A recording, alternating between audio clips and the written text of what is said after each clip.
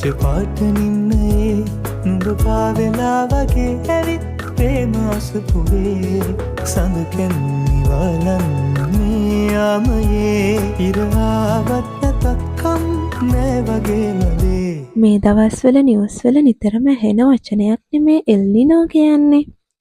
පිටින් පිටේ සබාදහම අපිට මොනවා හරි දෙයක් ගැන කියන්න හදනවා කියලා හිතෙන්නේ නැත්ද ඔයාලට මේ දේවල් වලින්? අපි සබාදහමට රිද්දන්න එයා ඒ දේවල් ඉවසගෙන ඉඳලා එයාගේ දුකත් මේ විදිහට පිට කරනවා වෙන්න ඇති කියලයි මට නම් හිතෙන්නේ.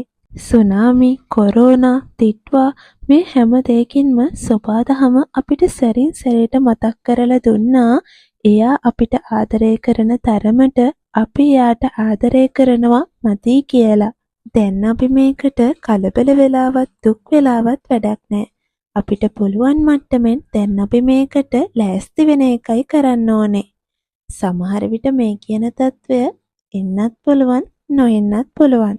ඒ වගේ හානිදායක දෙයක් සිද්ධ වෙන්න එපා කියලා අපි හැමෝම ප්‍රාර්ථනා කරමු.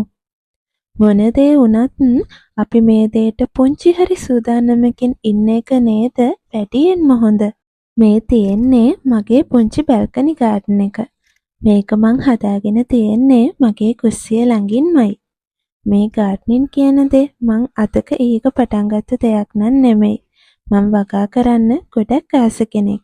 හැබැයි අපි ජීවත් වෙන්නේ ටිකක් නාගරික ප්‍රදේශයක නිසා අපේ ගෙදර පුංචිවත් බිම් ඉඩක් නෑ. ඉතින් මීට අවුරුදු කීපයකට කලින් ඉඳන්ම මට තියෙන මේ පුංචි ඉඩේ පැල වර්ග ගෙදර වවන්න පටන් ගත්තා.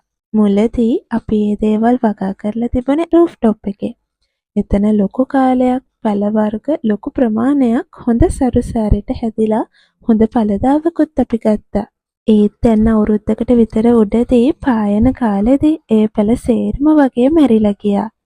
මට මෙන්න මේ මගේ චෙරි පැලේ මල්බෙරි පැලේ විතරමයි බේරගන්න පුළුවන් උනේ. පේර, අඹරැල්ල, කුරුඳු නයිමිරිස්, වම්බුටු වගේ තවත් පැල ලොකු ප්‍රමාණයක් ඒ රස්නෙන් මැරිලා ගියා. ඒවට කොච්චර වතුර දැම්මත් මට ඒ අලව බේරගන්න බැරි වුණා. ඉතින් පස්සේ මං හිතුවා මේ තියෙන පුංචිම ඉඩ වුණත් මට කමක් නෑ. මෙතන මට පුළුවන් පැල වර්ග 3ද 4ද මං ඒ ටික හරි වවනවා කියලා. ඉතින් බලන්නකෝ දැන් මෙතන පැල වර්ග කීයක් නම් තියනවද කියලා. ඔන්න මං ඔයාලට ආයෙත් කියනවා මං අර මුලින් කිව්වා වගේම අපේ ගෙදර කිසිම තැනක බිම් ඉඩක් නෑ. මම මේ හැමදේම වවලා තියෙන්නේ ස්ලැබ් එකක් උඩ. ඉතින් ඔයාලටත් පුළුවන්. උත්සාහ කරන්න විතරයි ඕනේ. හස්බන්ඩ්ටත් මේ ටිකේ නිවාඩු නිසා එයාගෙත් උදව් ඇතිව මෙතනට තවත් පැල වර්ග ටිකකුයි මල් වර්ග ටිකකුයි එකතු කරලා ලස්සන කරගන්නයි මම මේ හදන්නේ. ගෙදර කළමනාකරණය කියන උපාධිය හදාරමින් ඉන්න ගෘහණියන්ගේ සිලබස් එකේ අනිවාර්ය විෂය කරුණක් නෙමේ ගාඩ්නින් කියන්නේ. මං හරි නේද?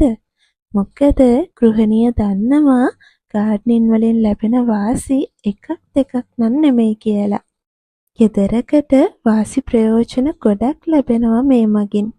ගෙදර ගෘහණියගේ මානසික සුවය හොඳ මට්ටමක තියනවා කියන්නේ පවුලේ හැමෝම සතුටින් කියන එකයි. වසවිස නැති හොඳ නැවුම් එළවලු පළතුරු අපිට මේ හරහා ලැබෙනවා.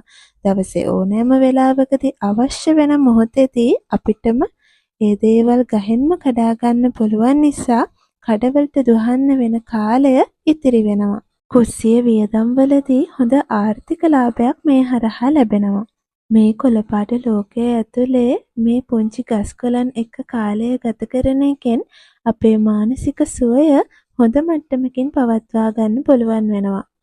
ඒ හැම දෙයකම ඉහළින් මේ හරහා අපි මේ මහ පොළවට ණය නැති මිනිස්සු වෙනවා. අපි ඉපදුන දා ඉඳන් මේ සබාදහම අපිට දෙන වතුර ටික, කෑම ටික, පිරිසිදු වාතය, වැස්ස, ඉර එළිය ඒ හැමදේම වෙනුවෙන් පෙරලා ස්තුතිවන්ත වෙන්න, පෙරලා එයාටත් ආදරේ කියන්න හොඳම හොඳ ක්‍රමයක් තමයි මේ ගාඩ්නින් කියන්නේ. තේරෙනවද දැන් ඔයාලට? වවන්නෝ දිනන්නෝ කියන්නේ නිකන් නෙමෙයි වෙන්නේ නැති නේද? ඉතින් අදම පටන් ගන්න. අපිට පුළුවන් විදිහට අපි මේ සබාදහමට ආදරය කරන්න පටන් ගමු. එතකොට එයත් අපිට සැරින් සැරේට දෙන මේ කරදර නතර කරાવી. මම පුංචි කාලේ අහපු ලස්සන කතන්දරයක් කියන්නද ඔයාලට? මේ කතාව සමහර විට ඔයාලත් අහලා ඇති. මට මේක මතක විදිහට මම ඔයාලත් එක්ක බෙදා ගන්නම්. දවසක් ගෙදරක තාත්තා ඉස්තෝප්පුවේ පත්තරයක් බල බල හිටියලු. ඒ ගෙදර චූටි පුතා ලෝක සිතියමක ඉරිච්ච කොළ කෑලි ටිකක් අරගෙන ඒ සිතියම හදන්න උත්සාහ කර කර හිටියලු. මෙයාට මේක හදාගන්න බැරිම තැන මේ පොඩි පුතා තාත්තට කිව්වලු තාත්තා මට මේක හදන්න උදව් කරන්න කියලා. තාත්තා උදව් කරනවා වෙනුවට මෙන්න මෙහෙම පුංචි වැඩක් කළාලු. ඒ සිතියම් කොලේ තාත්තා අනිත් පැත්ත හැරෙව්වලු. ඒකේ අනිත් පැත්තේ තිබුණේ මිනිස්සෙක්ගේ රූපයක්. ඉන්පස්සේ මේ තාත්තා කිව්වලු දැන් එහෙනම් මේ මිනිස්සගේ රූපය හදන්න කියලා. ඉතින් මේ පුතා මේ මිනිස්සගේ රූපේ නම් ඉක්මනින්ම හදලා පෙන්වවලු.